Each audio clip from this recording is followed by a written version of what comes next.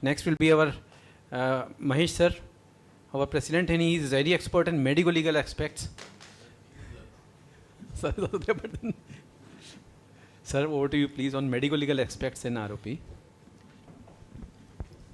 This post-surgery also, long-term, as you said, the long-term management. I had one buckle, one eye already gone, other eye buckle I did in 15 years back. And then cataract came, cataract surgery done, then cataract that opacified, YAG laser was not working, then IOL got subluxated.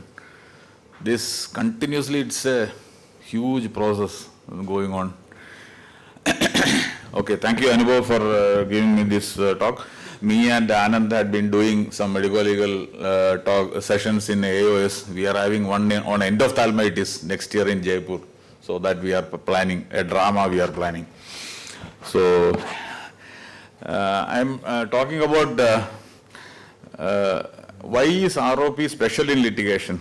One, it's a preventable blindness. Once the child becomes blind, nothing else in the life can reverse anything. That initial stage, that window period is gone and nothing can be. So, it will affect the whole life of the individual. The individual will be otherwise normal, only eye will be gone. And the compensation can be very, very high. And the person can sue you after 21 years. You might have forgotten or you might have stopped practice also. That time it will come. So these are some of the special scenario in ROP. Most of the litigations are against a neonatologist who has not screened the ROP or they have not advised follow-up for screening or not documented for follow-up. And there are a couple of cases where ophthalmologist was found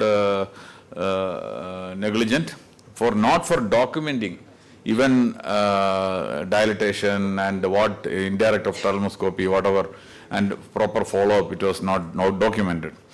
So we have a lot of cases which taught us what to do, what not to do in ROP. The first case that Anand was mentioning was Krishna Kumar versus State of Tamil Nadu in 2015. This happened in 1995 when there was no proper guidelines also.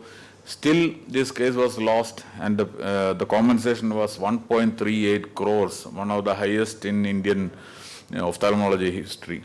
So basically, child was not screened properly, was not screened at all, I think.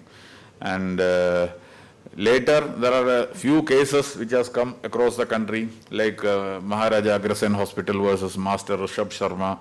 Here also, it was not the hospital's failure to screen the ROP was the main problem, and 76 lakhs was given. So this point, I don't know why we are not able to highlight to the neonatologist and that pediatricians. Whenever we, Anubhav had been trying to collaborate with the IAP and neonatal forum, their response is very, very, they don't know. Once one case comes in Kerala, then they will all wake up, I think. They are not very bothered about all these things. This is an article by Anand only, Improving Retinopathy, Medico-Legal Perspective. He has published and I think only one case had gone against the ophthalmologist where they have not documented what drops was used for dilatation, and all these things are not documented. So this is important. The documentation is extremely important. Basically, even if the patient or the child becomes blind due to your timely treatment, it is not going to be a problem. But if you don't screen and then the child becomes blind, it is against standard of care. So standard of care is timely retinal screening, latest guidelines to be followed. Like now less than 2000 and how many weeks, Anubhav? 34 weeks and less than 2000, no?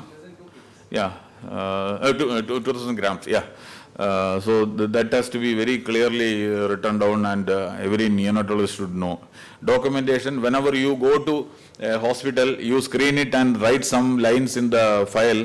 Be very careful what all you did, dilated fundus examination using ROP drops, then indirect ophthalmoscopy, this day.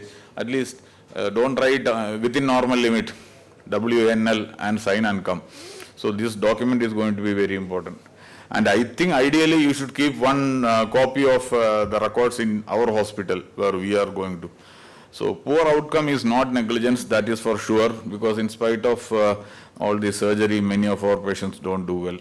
Now coming back to, I thought I will put one more instance. We are usually going to the ROP neonatology unit and then screening. There could be other complications. Giriraj sir is here, yeah. We had one cardiac arrest during LAO some 24 years back, which we, in our hospital. So which with difficulty we resuscitated and the child escaped. After that we are not doing any LAO and examination we will do, LAO in our hospital.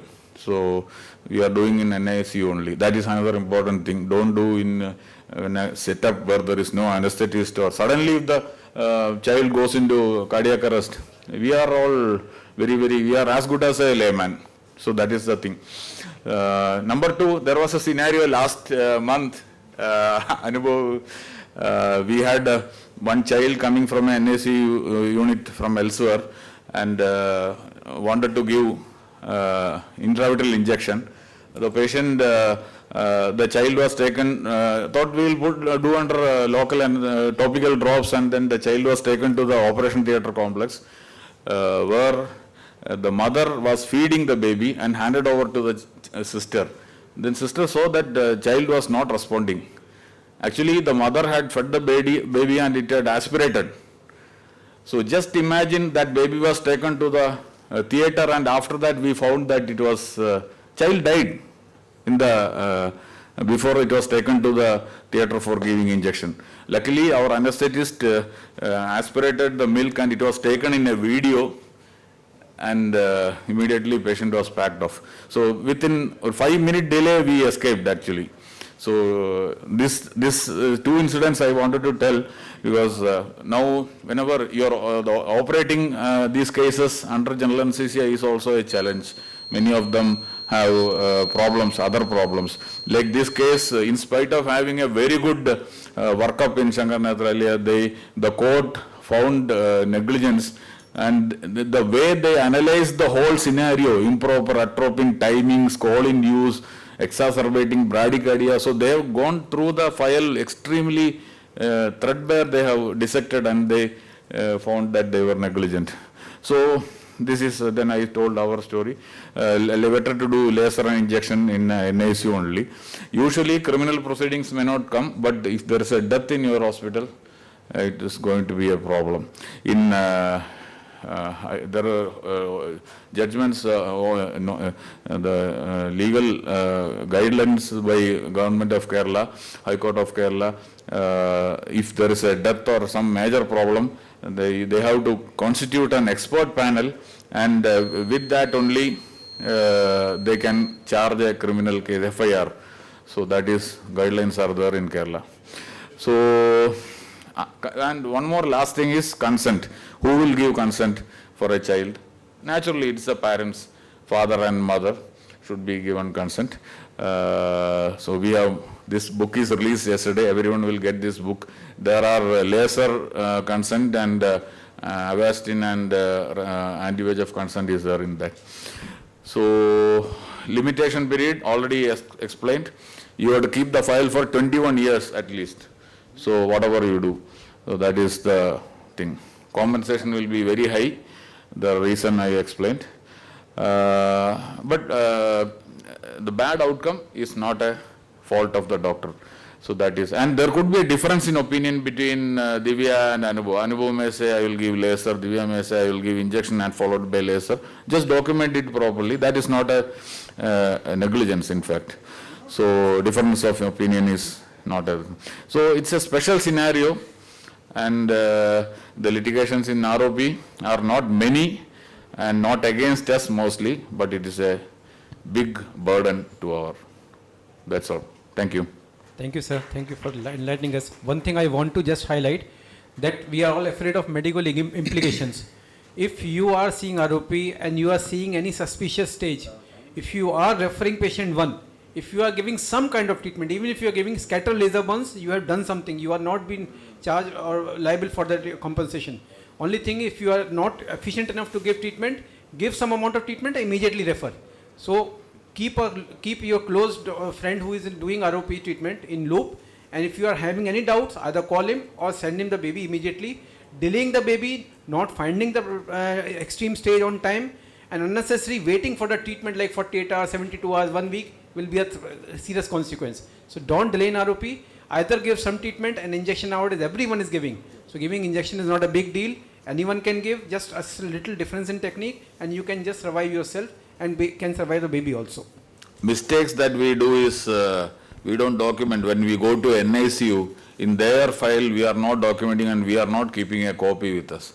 We will just write within normal limit or something like that. So that is some loophole. And please document with the flow chart also that this much of vascularization happened, just writing with a normal limit, zone 3. Dilated fundus examination using indirect ophthalmoscopy.